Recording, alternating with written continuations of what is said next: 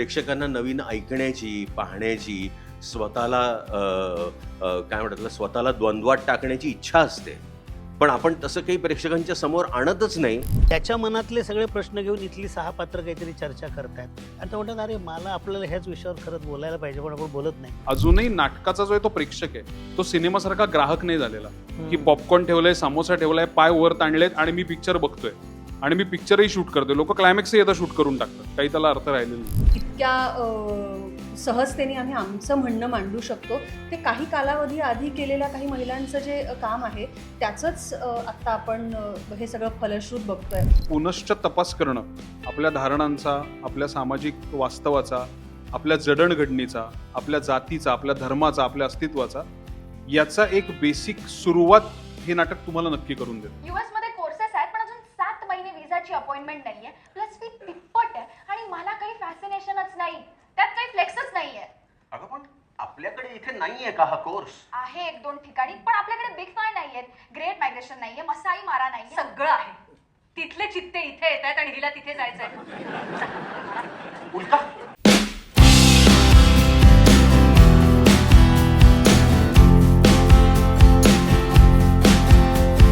नमस्कार मित्रांनो, मी तुमचा दोस्त आणि फिल्मी होस्ट सागर तुमचं स्वागत करतो लोकमत फिल्मीच्या आपल्या नाटक वेड्यामध्ये.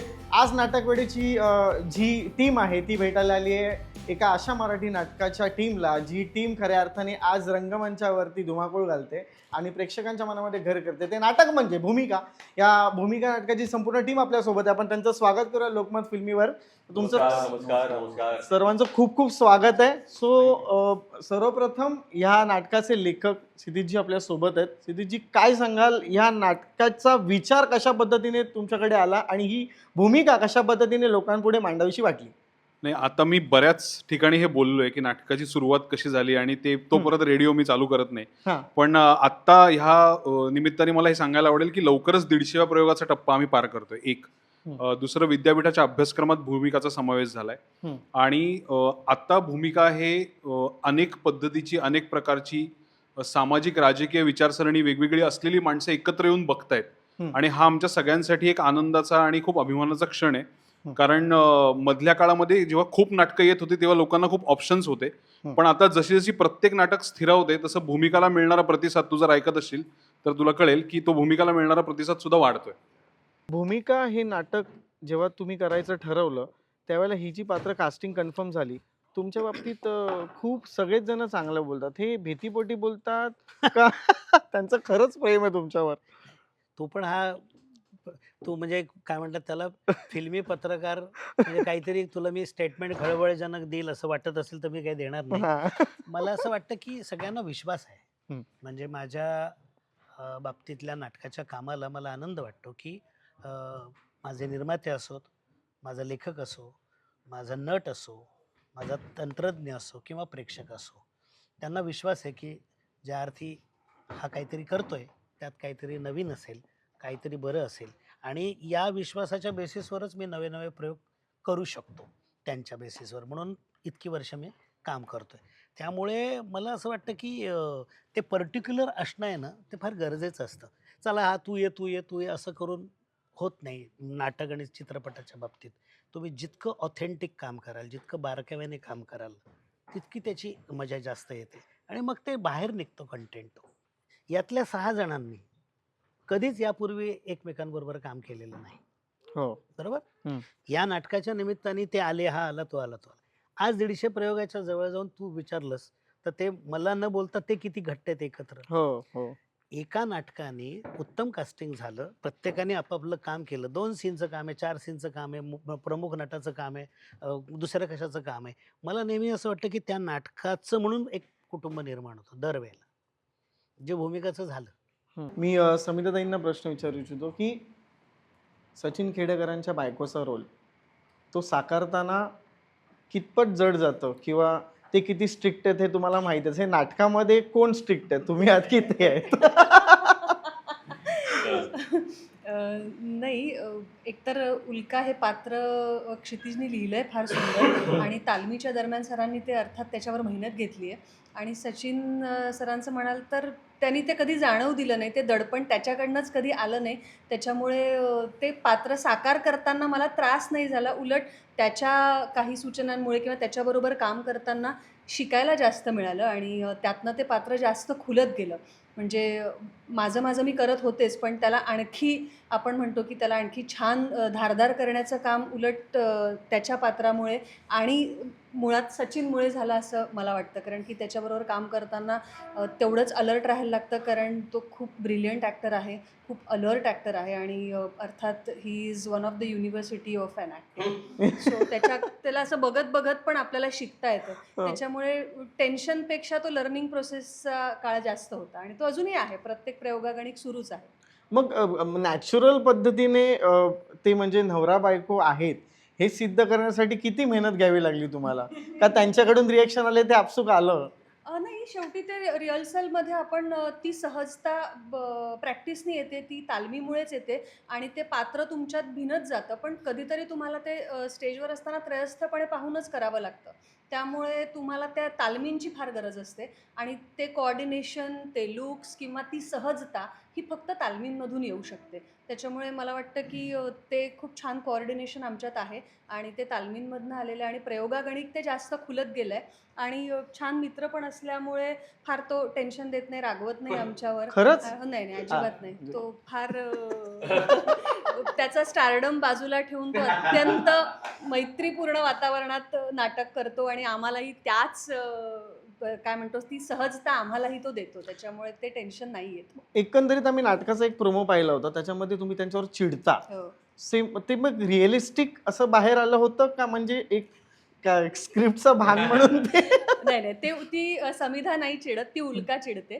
कारण ते पात्र त्या पद्धतीने पुढे जातं, त्याचा ग्राफ तसा होतो. एक बायको म्हणून ती एक नटाची बायको आहे, एका जेनझी मुलीची आई आहे, काम करणारी बाई आहे, बँकेत नोकरी करते, घर सांभाळते, तिचे स्वतःचे असे विचार आहेत आणि मग जेव्हा नवऱ्याबरोबर काहीतरी आपण म्हणतो की मतमतांतरं होतात, त्यातनं निर्माण झालेला तो वादविवाद आहे आणि ती अशी बाई नाही आहे की ती सगळं ऐकून घेईल, तिची मतं मांडणारी आहे. त्याच्यामुळे तो वाद होणं पण गरजेचं आहे. जे क्षितिजनी फार सुंदर लिहिलं आहे, तिची मतं तेवढ्याच ताकदीने ती मांडते, पण कुठेही तिची डिग्निटी आणि नवऱ्याचा रिस्पेक्ट आणि तिच्या पात्राचा, तिच्या स्वतःचा सेल्फ एस्टीम न घालवता ती ते सगळं बोलते. मला असं वाटतं की ते उल्का जे बोलते ते नवऱ्याला, ते त्या क्षणी येणं खूप गरजेचं आहे, जे त्यांनी फार रिलेटेबल आणि सुंदर लिहिलं आहे. सो या नाटकामध्ये कोण कोण काय काय भूमिका करतंय, कोणत्या कोणत्या भूमिका साकारताय हे जरा मला कळेल तर. मी कामवालीची भूमिका शांताबाईची करते. नमस्कार, मी जाई. मी कुहू हे पात्र साकारते आहे. नमस्कार, मी सुयश. मी सोमनाथ हे पात्र साकारतोय. मला वाटतं पात्राबद्दल थोडंसं सांगणं त्यांना गरजेचं आहे. खरं तर नाटकाचे 140 प्रयोग झालेत आणि बऱ्यापैकी ते नाटक पोहोचलं आहे. क्षितिजदादा म्हणाला तसं ते अभ्यासक्रमात आलं आहे, त्याचा एक विशेषांकही आला आहे, बरेच त्याला पुरस्कारही मिळालेत नाटकाला. तर सोमनाथ ही भूमिका एका लेखकाची आहे जो निडर आहे, तरुण रक्ताचा आहे, त्याला जे म्हणायचं आहे तो स्पष्टपणे म्हणतो आहे, पण इव्हेंच्युअली मग परिस्थिती आणि आजूबाजूच्या वातावरणामुळे कुठलंही तापलेलं रक्त शमायला किती वेळ लागतो किंवा ते शांत आणि संथ कसं होतं किंवा कुठलीही चळवळ येताना फार मोठी उसळी घेऊन येते आणि मग नंतर शांत कशी होते. एकूणच अशा वातावरणावर बेतलेलं हे पात्र आहे असं मला वाटतं. कुहूची भूमिका साकारताना काय ह्या ठिकाणी तुला दडपण आलं होतं? कारण दिग्दर्शक चंद्रकांत कुलकर्णी सर म्हटल्यावरती पहिलं दडपण येतं की यांच्या दिग्दर्शनाखाली आपण काम करताना आपल्याला सगळ्या गोष्टींना फोकस करावं लागतं. तो कशा पद्धतीने जो रोल करतेस हा? नाही, खरं तर मी खूप ग्रेटफुल आहे की माझं पहिलंच व्यावसायिक नाटक आहे हे आणि ते मला सरांच्या अंडर शिकता येतं आहे, हा मास्टर क्लास एक्सपिरियन्स करता येतो आहे, हे माझ्यासाठी खूप मोठी गोष्ट आहे. त्याचबरोबर जे सगळे कलाकार आहेत म्हणजे सचिन सर, समिधाताई, जयश्रीताई, सुयश, अतुल सर, हे सगळेच जण खूप एक्सपिरियन्स्ड असल्यामुळे ती प्रोसेस माझ्यासाठी खूप सोपी झाली. त्याचबरोबर कुहू हे पात्र लिहिलंच इतकं रिलेटेबल आहे, माझ्या जवळचं आहे, माझ्या आयुष्याशी खूप जवळचं आहे. त्यामुळे आय थिंक तिच्या रायटिंगमधनंच तिचं सगळं पात्र उलगडलं जातं. त्यामुळे तेही माझ्यासाठी खूप छान असं झालं. आणि कुहू ही खूप नवीन विचारांची, नवीन पिढीचं प्रेझेंटेशन करणारी आहे. त्यामुळे तिचे सगळे विचार जे आहेत ते आत्ताच्या पिढीला खूप स्वतःचे विचार असे वाटतात. त्यामुळे मला वाटतं की हे सगळं इतक्या छानरित्या एकत्र आल्यामुळे ते प्रेझेंट करायला खूप मज्जा येते आणि चॅलेंजपेक्षा ते एक मला एक स्फूर्ती देते असं मला वाटतं. तुम्ही जी भूमिका मांडली आहे समाजापुढे या नाटकाच्या माध्यमातून, अशी भूमिका महिलांनी मांडावी का आजच्या हो. आपल्याने? 100% म्हणजे आज कशाला ती भूमिका मला असं वाटतं महिलांनी आधीपासून काही महिला मांडत आलेल्या आहेच. आणि त्यामुळे आज आम्ही जे इतक्या प्रक्षोभकपणे किंवा इतक्या खुलेपणाने इतक्या सहजतेने आम्ही आमचं म्हणणं मांडू शकतो, ते काही कालावधी आधी केलेल्या काही महिलांचं जे काम आहे त्याचंच आत्ता आपण हे सगळं फलश्रुत बघतोय. तर मला असं वाटतं की सगळ्यांनीच त्यांचं मग महिला असो, लहान मूल असो, वय त्याला ही मर्यादा नको, वय जेंडर ही मर्यादा तुमचं मत मांडण्यासाठी कधीच नसावी. तुमचं मत जर तेवढं सखोल असेल, तुमचं मत जर तेवढं तुम्हाला त्याच्यावरती कॉन्फिडन्स असेल आणि तुमच्या मतात तेवढी ताकद असेल, तर मला वाटतं ते मांडलं पाहिजे. त्यासाठी कुठल्याही वयाची किंवा जेंडरची मर्यादा नसावी. तुमच्या घरातल्या कामवालीची भूमिका ह्या करतात होय. म्हणजे आणि यांच्यासोबत एक तुमचा सीन आहे, ते एक मतभेद आहेत. सो या मतभेदाच्या वेळेला एक त्यांची एक भूमिका वेगळी आहे, तुमची एक भूमिका वेगळी आहे आणि त्याचा एक मध्य साधणारा माणूस आहे, ते म्हणजे सचिन सर आहे. हो. सो ही भूमिका ह्या तुमच्या त्या सीनमुळे असं कळतं की महिला जरी असलं तरी त्यांचं एक वेगळं मत आहे. बरोबर. म्हणजे कशा पद्धतीने चंद्रकांत सरांनी ते मांडून घेतलं, तुमच्याकडून करून घेतलेलं आहे? या दोन्ही महिला एकतर आपण बघतो आहे की वेगळ्या शैलीतनं आलेल्या आहे. त्यांची सामाजिक परिस्थिती वेगळी आहे, त्यांची शैक्षणिक परिस्थिती वेगळी आहे, त्यांचं राहणीमान वेगळं आहे. त्याच्यामुळे तिच्या घरात शांताबाईंच्या घरी असलेलं वातावरण, शांताबाईंना बोलण्याची असलेली मुभा, उल्काच्या घरी असलेलं वातावरण, तिची मत मांडण्याची पद्धत, या सगळ्याच गोष्टी त्या व्यक्तीपरत्वे बदलत जातात आणि त्या व्यक्तीनुसार ते कॅरेक्टर ते आपलं म्हणणं मांडत असतं. त्यामुळे मला असं वाटतं की लेखकाचं कौतुक आहे की दोन्ही पात्र एकसारखी किंवा रादर कुठलंच पात्र, मग ते सोमनाथचं असो, विवेक जयंतचं असो किंवा इतर कुठलंही मामांचं पात्र असो, हे कुणीच कुणासारखं बोलत नाही. हे त्या प्रवृत्तीनुसार, त्या व्यक्तीनुसार, स्वभावानुसार ते कॅरेक्टर बेतलं गेलं आहे आणि तो माणूस तसाच बोलतो, तसाच रिॲक्ट होतो. कारण प्रत्येक सिच्युएशनमध्ये सगळी माणसं सारखी नाही रिॲक्ट होत. पण हे कौतुक आहे सरांनी ते बसवलंही आणि क्षितिजनी ते लिखित स्वरूपात लिहिलंही आहे की प्रत्येक कॅरेक्टरच्या तोंडी वेगळी भाषा, वेगळं म्हणणं आणि त्याची मत मांडण्याची पद्धत वेगळी आहे. तर मला वाटतं ते जास्त सोपं गेलं आहे लिखाणामुळे. मला म्हणजे खेडेकर सरांच्या मित्राची भूमिका, मामाची भूमिका आणि ते जवळचे मित्रच आहेत जवळपास या नाटकामध्ये, ते तुमचं ऐकतात. सो नाही सचिन ऐकत सर नाही. हा. ऐकत नाही. नाही म्हणजे एकंदर म्हणजे असे सीन बघताना मला असं वाटतं की ते ऐकतील, पण ते त्यांचं एक त्याला मत. आदर आहे मामाबद्दल. हा. त्याला मामाबद्दल आदर आहे, पण तो ऐकतो असं नाही. Jokes part. पण हा एकंदरीत मी नाटकाच्या काही क्लिप्स पाहिल्याच्या नंतर तुमच्या दोघांचा सीन पाहताना मला नटसम्राट मधला एक सीन आहे, तो सीन म्हणजे त्या सीनची आठवण झाली. सो तुम्ही एका अशा विषयावरती भाष्य करता, त्यांच्या कामाविषयी भाष्य करता, त्या भूमिकेविषयी भाष्य करता. सो ते समजून उमजून कशा पद्धतीने त्यांना समजवायचं, हे कुलकर्णी सरांनी कशा पद्धतीने तुमच्याकडून काम करून घेतलं? नाही, लिखाणामध्ये लिहिलेलंच आहे, पण एक मोठा माणूस म्हणून घरातला. नाही मुळात मामा त्याच्या भूमिकेबद्दल बोलतच नाही. मामा त्याने घेतलेल्या भूमिकेबद्दल बोलतोय. तो काय भूमिका करतो किंवा त्याने काय भूमिका केल्या त्याच्याबद्दल मामाचं काहीच ऑब्जेक्शन नाही आहे. मामाचं ऑब्जेक्शन त्याने घेतलेल्या भूमिकेवर आहे, जी मामाला पटत नाही आहे. हा मुद्दा, हा त्या दोघांमधला जो वादाचा मुद्दा आहे तो हा आहे की त्याची भूमिका वेगळी आहे, माझी भूमिका वेगळी आहे. माझी मामा म्हणून भूमिका वेगळी आहे आणि मी ती पटवून द्यायचा त्याला प्रयत्न करतोय आणि त्याची भूमिका त्याने ऑलरेडी बदललेलीच आहे, म्हणजे त्याची तयारी झालेलीच आहे, मानसिक तयारी. बरं, यात चंदू सरांनी आम्हाला ते समजावून सांगितलं की असं असं आहे, ह्याच्यातले कांगोरे असे आहेत. लेखकांनी पण आम्हाला त्याच्यासाठी मदत केलीच होती, त्यामुळे आम्हाला सोपं झालं ते सगळं. असं आहे.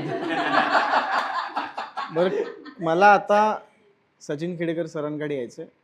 सर, भूमिका आयुष्यात तुम्ही अनेक भूमिका केल्यात, अनेक भाषांमधल्या भूमिका केल्यात, पण ही भूमिका साकारताना कुठले आव्हानं होते आणि या भूमिकेच्या माध्यमातून तुम्ही समाजामध्ये कोणती भूमिका मांडताय? नाही, नाही. समाजामध्ये मी काही भूमिका वगैरे मांडत नाहीये. अनेक नट म्हणून अनेक भूमिका मी केलेल्या आहेत हं. आणि प्रत्येक वेळेला नटाची काय म्हणतात त्याला सगळी सचोटी, हातोटी, त्याची काय ऑनेस्टी हे सगळं त्या भूमिकेमध्ये यावं अशी इच्छा असते हं. आणि ती जितक्या खऱ्यापणानं समोर पोहोचेल तितका त्याचा प्रभाव होत असतो. म्हणजे अशा अनेक चरित्र भूमिका मी केलेल्या आहेत.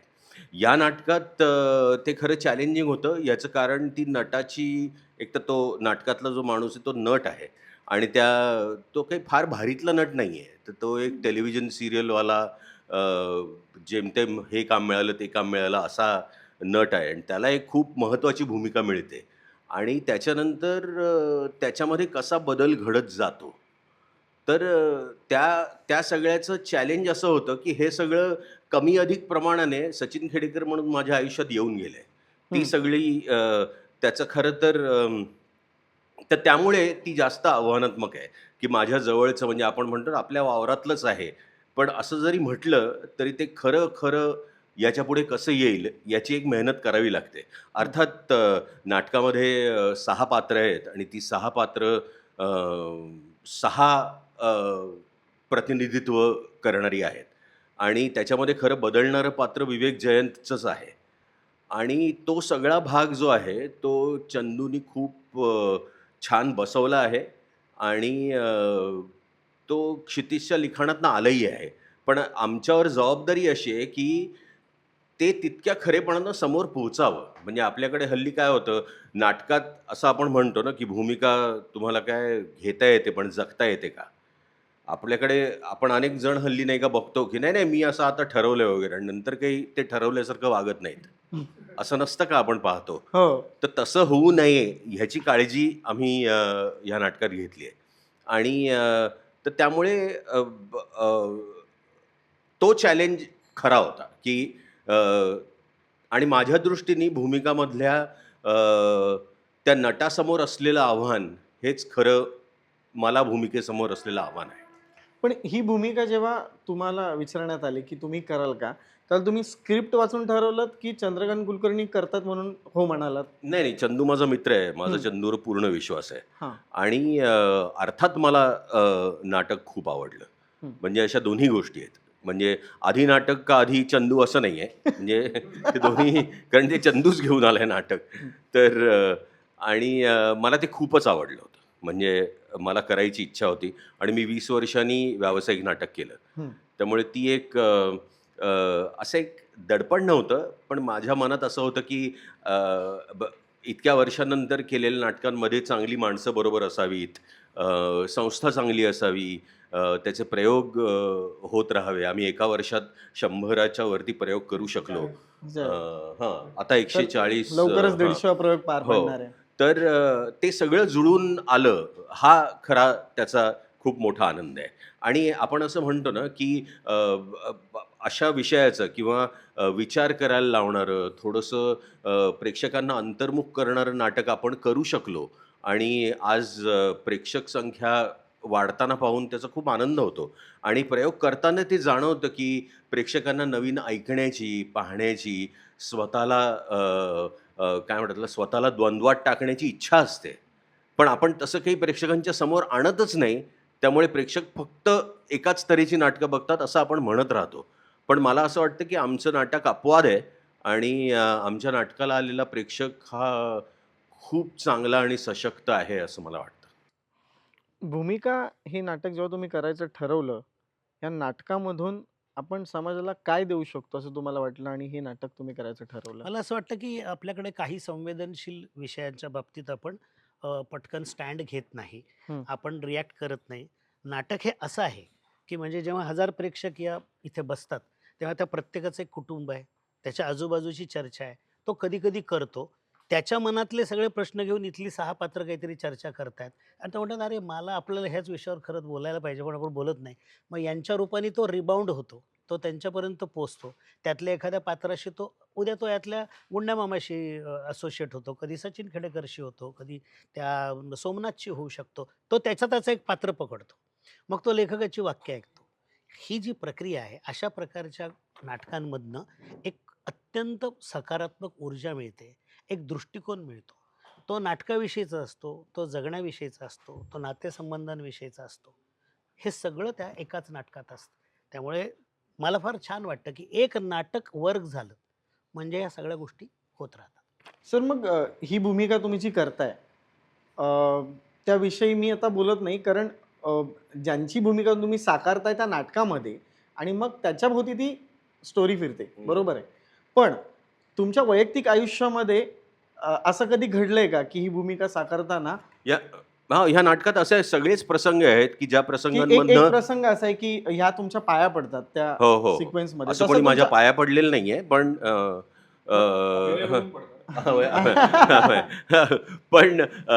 पण कमी अधिक प्रमाणात, म्हणजे आता त्यातला असलेला आरक्षणाचा मुद्दा किंवा समोर आलेलं काहीतरी अभ्यासपूर्वक आपल्याला काहीतरी करायचं आहे, अशा अनेक गोष्टी. आता हे नाटक खरं तर त्या विचारानुसार प्रत्येक घरात घडणारं नाटक हे क्षितिजच्या क्राफ्टिंगमुळे झालेलं आहे. अदरवाईज ह्या नाटकाच्या विषयाचं भाषण होऊ शकतं की चांगलं, हम्म. पण त्याची नाट्यमयता किंवा ते नाट्य पूर्ण करण्याची अर्धी जबाबदारी क्षितिजने घेतली आणि अर्धी चंदूने घेतली. आम्ही खरं तर निमित्त मात्र आहोत, पण आम्ही ते निमित्त मात्र आहोत ते आम्ही खूप सिरियसली घेतले. सर, भूमिका नाटक पाहिल्याच्या नंतर प्रेक्षक घरी काय घेऊन जाईल आणि त्यांच्यामध्ये काय बदललं असं तुम्हाला वाटतं, एक दिग्दर्शक म्हणून या नाटकाचा?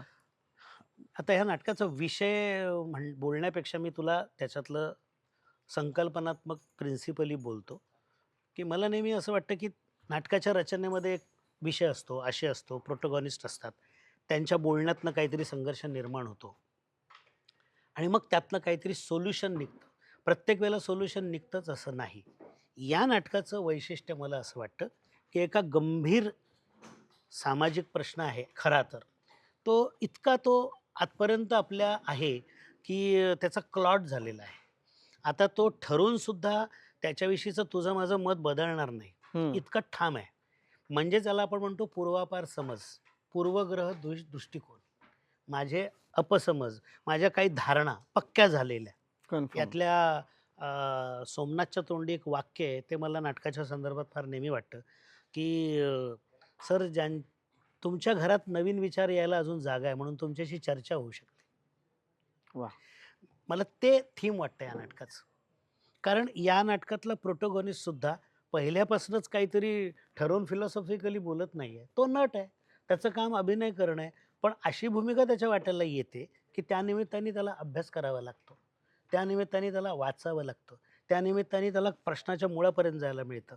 मग त्यातल्याच प्रश्नांशी संबंधित काही इश्यू त्याच्या पर्सनल आयुष्यात येऊन धडकतात आणि मग त्याला लक्षात येतं की अरे, स्टँड घ्यावा लागेल आता.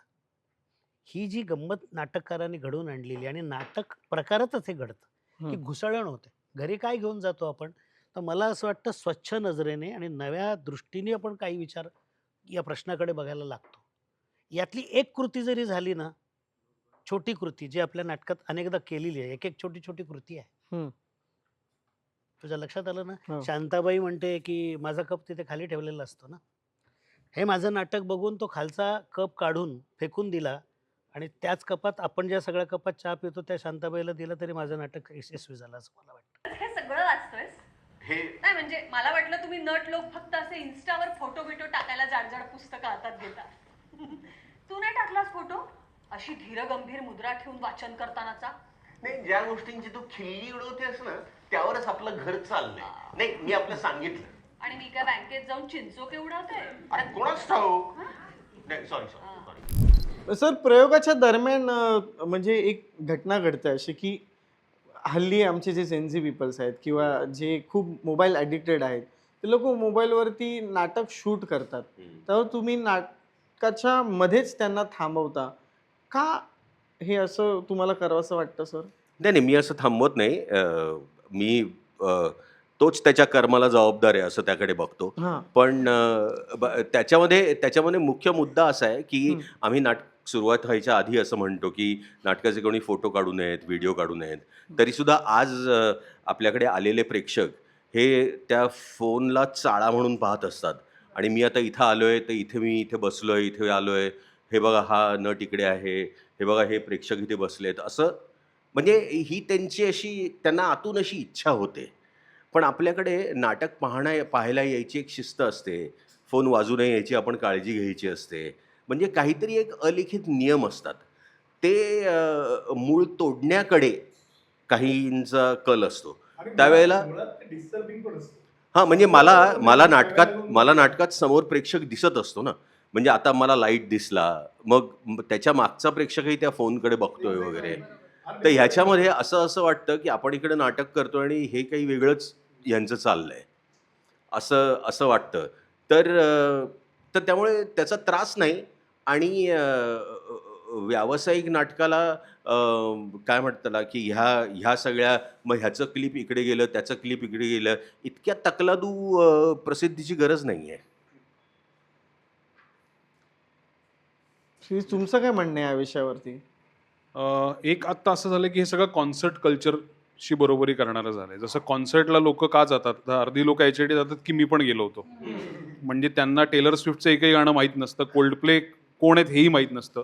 म्हणजे अनेकांना विचारलं होतं की टेलर स्विफ्ट बाई आहे का पुरुष आहे, तर अनेक लोकांना माहीत नव्हतं की ती बाई आहे का पुरुष आहे, पण कॉन्सर्टला जायचंय. तर आता ते काय झालंय, तो फोमो तयार झालाय की नाटकाला मी आलोय, तर मी या नाटकाला आलोय, मग आता मी हे पाहतोय, मग आता लेट्स गो फ्रेंड्स, आपण आता भूमिका हे नाटक पाहूया, असं एक ते सुरू झालंय. आणि nothing wrong in that, but unless and until तुम्हाला ही जर बेसिक बुद्धिमत्ता असेल की नाटक हा मुळात डोळ्यांनी पाहायचा आणि कानांनी ऐकायचा सराव आहे, तो व्हिडिओनी कॅप्चर करायचा मुद्दाच नाही आहे. नाटक संपल्यानंतर जेव्हा कलाकार म्हणतात की आम्ही कर्टन कॉल घेतो आणि आता तुम्ही आमचे फोटो व्हिडिओ काढा, कारण आम्हाला पण ते प्रसिद्ध झालेलं आवडेल, तर हा परस्पर आदराचा मुद्दा आहे किंवा ते इंटरॅक्शन झालं एक्झॅक्टली. आणि आम्ही नेहमी असं म्हणतो, सर काय किंवा मी काय, की अजूनही नाटकाचा जो आहे तो प्रेक्षक आहे, तो सिनेमासारखा ग्राहक नाही झालेला की पॉपकॉर्न ठेवलाय, समोसा ठेवलाय, पाय वर ताणलेत आणि मी पिक्चर बघतोय आणि मी पिक्चरही शूट करतोय. लोक क्लायमॅक्सही आता शूट करून टाकतात, काही त्याला अर्थ राहिलेला नाही. तर हा प्रत्येकाच्या विवेकबुद्धीचा मुद्दा आहे एक. आणि दुसरं, जसं अतुल म्हणाला की नाटक करणारी माणसं जिवंत आहेत ना समोर, त्यांना तुमच्या रिएक्शननी, तुमच्या फोननी प्रॉब्लेम येतोय. मागच्या प्रेक्षकाच्या आयलाईनमध्ये आपला मोबाईल आहे हे सुद्धा लोकांना समजत नाही, म्हणजे त्यांनी तुमच्या कॅमेऱ्यातनं नाटक बघायचं, हा किती मूर्खपणा आहे. तर याचं बेसिक अंडरस्टँडिंग लोकांनी ठेवलं पाहिजे असं मला जेन्युइनली वाटतं. आणि ब्लॅकआउटमध्ये बघा ना, तुम्हाला काय फोनमध्ये बघायचे, फोटो काढायचे, स्वतःचे जे काय करायचं ते सगळं आधी नंतर ब्लॅकआउटमध्ये करा. पण समोर जिवंत माणसं त्यांची कला सादर करत असताना तुम्ही जर मोबाईल काढून ते शूट करत असाल नाटकामध्ये, तर आय थिंक त्याला काही अर्थ नाही. अनलेस अँड अंटिल नाटकवाल्यांनाच तसं हवंय की बाबा सगळ्यांनी फोनमध्येच बघा, काय प्रॉब्लेम नाही आहे, तर मग गोष्ट वेगळी. मी सरांना प्रश्न विचारतो. सचिन सर, एकंदरीत ही जी भूमिकाची संपूर्ण टीम आहे, सगळेजण त्यांची भूमिका खूप उत्कृष्टरित्या पार पाडतात, पण या सर्वांमधला तुमचा फेवरेट ॲक्टर आणि ॲक्ट्रेस कोण आहे सांगा मला? नाही, ते कठीण हे म्हणजे खूपच कठीण आहे. म्हणजे ही भांडणं लावायची लाईन आहे तुमची. आपण ह्याचं उत्तर द्यावं लागणार सर. नाही, उत्तर काही द्यावं लागणार नाही. तुम्हाला उत्तर हवंय की खरं नाही? तर मला असं वाटतं की घरातल्या बापाला त्याच्या आवडीचा मुलगा सांगता येईल. हे अशक्य आहे की तुझ्या आवडीचा मुलगा कुठला आहे सांग. सर नक्कीच. हा, नाही, मला असं वाटतं नाही, याचं कारण असं की ती 6च्या 6 म्हणजे असं खूप अभावाने नव्या नाटकांमध्ये पाहायला मिळतं की 6 पात्र आहेत आणि 6च्या 6 पात्रांचं काहीतरी म्हणणं आहे, त्यांना काहीतरी सांगायचं आहे, प्रत्येकाची एक इंडिव्हिज्युअलिटी आहे आणि त्या प्रत्येकाचा मुद्दा प्रेक्षकांपर्यंत पोहोचतो. आता ह्या सगळ्यामध्ये ह्या नटांची निवड हा खरं तर चंदूचं कौतुक करायला पाहिजे की त्यांनी अगदी त्या पात्राला बरहुकूम त्यांनी पात्रयोजना केली आणि नटांची योजना केली. आणि माझ्या दृष्टीने हे सगळे खूप भारी आहेत. म्हणजे त्यातल्या त्यात म्हणजे मी असं त्यांना खूप असं मधले नाही, favorite मी असं त्यांना म्हणतो की मला चुकायची मुभा आहे पण तुमच्यापैकी कोणालाच नाही. त्याचं कारण असं की ते चुकले तर मी काही गाडी सावरू शकणार नाहीये. नाही, पण चंद्रकांत सरांची एक स्टाईल आहे की ते स्क्रिप्ट मधले वाक्य जे आहेत तसेच्या तसे नटांनी ते बायहार्ट केले पाहिजेत, बरोबर आहे. मग तुम्ही तुमचे खास मित्र, तर तुम्हाला त्याचं मुभा मिळाली का? अहो नाही. मी काय असा फार सिद्धहस्त आणि शब्दप्रभू नाही आहे. आणि इम्प्रोव्हायझेशन, ठरलेल्या नाटकात इम्प्रोव्हायझेशन करण्याचा मला तिटकार आहे. मला समोर नाटक पाहताना हे इम्प्रोव्हाइज होत आहे असं दिसलं तरी कंटाळा येतो. तर तर ते मी शिस्त म्हणून करत नाही आणि मला असं सुचतही नाही. म्हणजे एकदम आयत्या वेळेला सुचलं आणि बघा लगेच कसा लाफ्टर आला वगैरे, इतकं असं मला नाही होत. वाक्य वेगवेगळ्या पद्धतीने वेगवेगळ्या प्रयोगात केलेले आहेत सरांनी. हो. ते सेम वाक्य पण टोन आणि त्या ठिकाणी कसं ते रिॲक्ट व्हायचं हे त्यांना, आणि जरी इकडे तिकडे झालं तर ते खूप रुळावर लवकर आणि ते लक्षात तर त्यांच्या खूप राहतं. शब्दसंग्रह खूप आहे. म्हणजे नाही, तो म्हणतो मी नाहीये शब्दप्रभू वगैरे. एका शब्दाला अनेक पर्याय खूप आहे.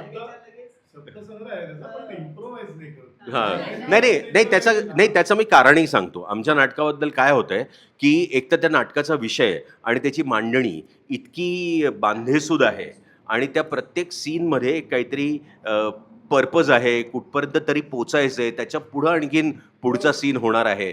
तर तो खरं तर रेंगाळायलाही नको आहे, ते खूप पसरायलाही नको आहे, ते त्यावेळी म्हणायला हवं आहे. म्हणजे खरं तर त्या नाटकामध्ये पदरचं काही म्हणणं हे खरं त्याला जागाही नाही आहे. म्हणजे अगदी सुचलं तरी इथं काहीतरी म्हणून बघतो अशी जागा नाही आहे.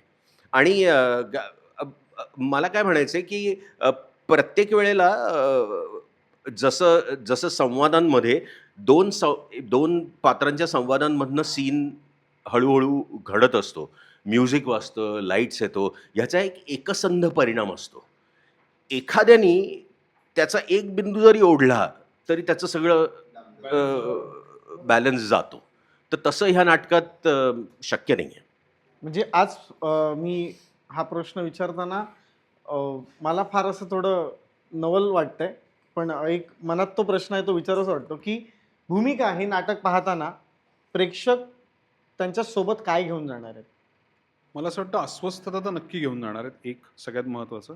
आणि दुसरं म्हणजे एक नवीन विचार घेऊन जाणार आहेत की आपण आयुष्यभर ज्या गोष्टीला फक्त काही लोकांच्या मतांनुसार मानलं होतं, ती गोष्ट आपण परत एकदा तपासायची वेळ आलेली आहे. आणि मला असं वाटतं की पुनश्च तपास करणं आपल्या धारणांचा, आपल्या सामाजिक वास्तवाचा, आपल्या जडणघडणीचा, आपल्या जातीचा, आपल्या धर्माचा, आपल्या अस्तित्वाचा, याचा एक बेसिक सुरुवात हे नाटक तुम्हाला नक्की करून देतं. आणि तुम्हाला माणूस म्हणून आणखी खुलं हे नाटक नक्की करतं. तेवढा प्रतिसाद आम्हाला सुद्धा प्रेक्षकांकडनं नक्की मिळाला. आय थिंक ते घेऊन जातं. सर, तुम्हाला काय वाटतं?